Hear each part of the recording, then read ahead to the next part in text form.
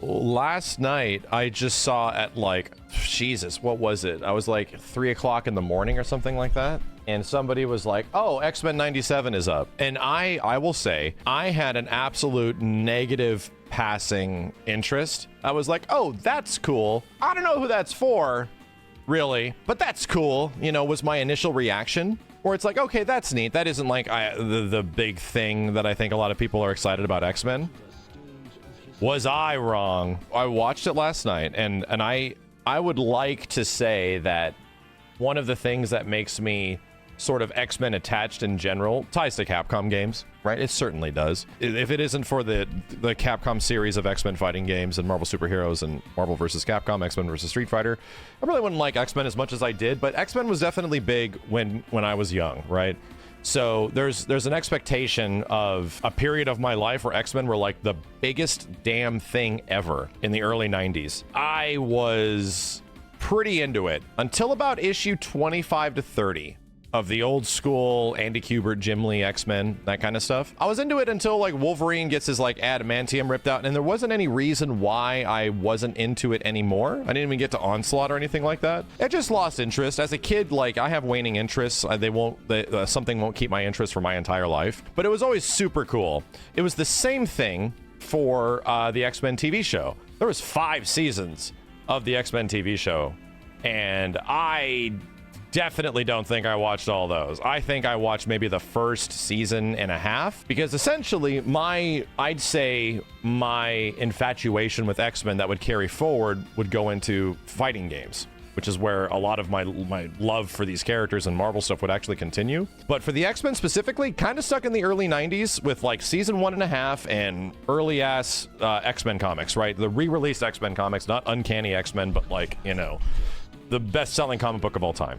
I didn't think this show would be for me, because the show was being propped up as, hey, this is a continuation to the essential conclusion that the story had back in the 90s. So it's like, oh, I don't even know what that is, man. I don't know where this story went. I don't know what eventually they did. And apparently it ends with, like, you know, spoilers obviously, but it ends with like Xavier getting assassinated. And I'm like, oh, okay, you know, that's cool. So I really didn't feel like this show was like made for me, but I was like, oh, well, I should at least check it out, right? I should at least just see what it's like, because I have a good memory of the old X-Men shows, and I did fire up classic X-Men when it showed up on Disney Plus, and I was like, okay, let me see how this is, and it's all right. I feel like my younger brain made it a lot better in the time frame.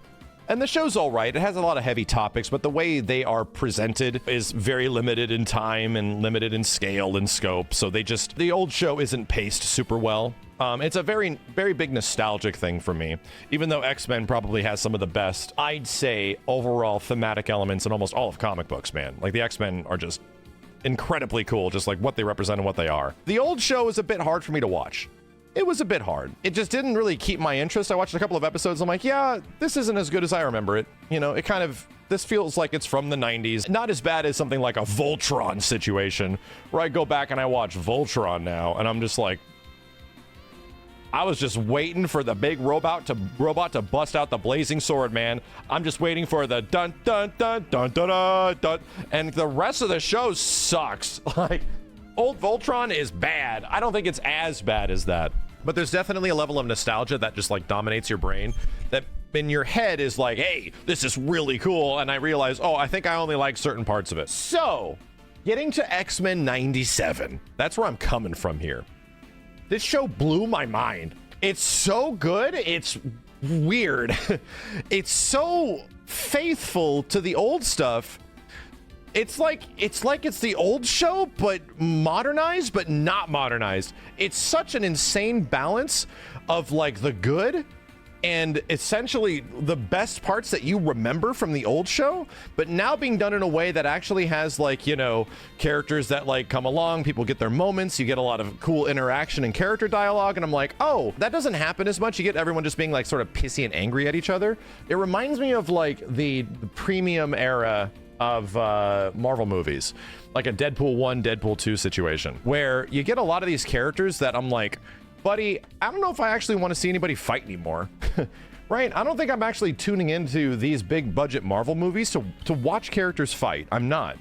I'm here to watch them talk to each other, because them talking to each other and having their like powers and their characters and their backgrounds colliding with each other and their butting heads or getting along is the most enjoyable shit in Marvel movies, in my opinion. The nice part is that that shit is all over the place in this show. It's all over the place. So I was like, oh, this is really interesting. It also does a hell of a good job at setting up the story and sort of reestablishing, because you have to. It's like, it's been 30 effing years or something shit like that, right? So you have to sort of reestablish, like, okay, so what are these X-Men? What are they? It's been changed a lot over the years. They reintroduce characters, right? They have to reintroduce like sort of what people do and how they do it, but it's snappy about it. And then they reintroduce the plot, which is where the plot goes after the continuation of the final show. And it's good. Like, as soon as the first episode ended, I was like, skip. Ready for the next episode. I was like, yeah, I'll just see what this is like. Let's see how it goes. And then as soon as the first episode is done, I was like, oh, okay, there's no way in hell I'm not watching the next one. And I felt the exact same way about episode 2, which was even better. Getting into the one that's after that, I was like, God damn, it's insanely good. To the point where I don't know if I can give it even more of a glowing review. Here's the thing. Some people have griped about the character designs and like the look of the show, and I'm actually completely for it, because to me it felt like there was an artistic choice not to make this look like Castlevania or Avatar, where they did not really want to go for that sort of a visual style. This show feels like it's trying to preserve sort of an updated version of what the Fox Kids show was, where they're like, hey, we're just gonna take what that was and try to like present it to you now, and this is what you think it would look like. And to be real, I think the art style is really effective for that, much less the animation and everything. And then you get into choreography and stuff like that, which is actually cool. They get characters to team up with each other, which is quite fun. It is 100% like hand-drawn animation. I'm actually kind of surprised at how good it is, because there's a lot of like character moments in the show. It isn't like some shows, and I won't say this for what show it is, but there isn't like some shows where the animation quality absolutely tanks for the everything that isn't an action scene. And it's like, woof, okay. And just get to the action scenes to see these characters actually move like humans. And then they do, and it's like, okay, cool. I didn't really feel that in this show. There's like specifically a sequence, just a character sequence with Jubilee and a new character in a club, right? And it was great. And the way they like set up everything in that sequence to evolve the characters and stuff like that, I'm like, God damn, dude, why is this so good? Like, how is this so good? I'm completely down, right? I am completely down with the way the show looks visually. Not to mention, you also have Magneto, right? And Magneto shows up, and as much as I'm not a huge fan of his costume, which is the old 80s throwback costume, I am incredibly impressed with his character. Like, incredibly impressed. I can't believe it. There's already a moment in the show that like gave me chills. I'm like, this shit is amazing, dude. And that leads you right before, you know, the showrunner, the end of this one to the next one. So already, you know, Gambit's wonderful. Rogue's already had several scenes where she's great. Magneto, and oh my God, dude, Cyclops is the best he's ever been in anything. In absolutely anything. I mean, maybe I'm not the greatest expert, right? I already admitted that I'm like barely understanding a lot of this actual X-Men shit, but for me personally, it's like a lot of these characters have always felt, you just put Wolverine on the screen. We just want to see Wolverine, you know? Cyclops, they nailed it. And then another character that they gave a lot of time to and a lot of development is Storm. And I absolutely love it. Like, it's crazy what they're able to accomplish in such a short period of time. I'm blown away. I'm actually blown away by how good the show is. My final review of X-Men 97 was that I had an absolute passing interest in this, where it's like, okay, that's kind of cool. I don't know who this is for. It might not be for me. My interest in the X-Men now essentially reside in old school Marvel vs. Capcom games that aren't coming back anymore, and we'll just, you know, we can always go back and play them. My interest in the X-Men lie there and back in nostalgia and in the 90s, where I just love it. This show made me realize why I initially liked the X-Men. It actually brought that feeling back from the 90s when you first are introduced to this stuff. It actively made me feel like, dude, this is why the X-Men are top fucking, this is why we've been waiting for this shit. This show reminded me of that. It gave me that moment where it's like, and it isn't even the music, it isn't even like it's all these things that come together, and I was like, god damn, dude.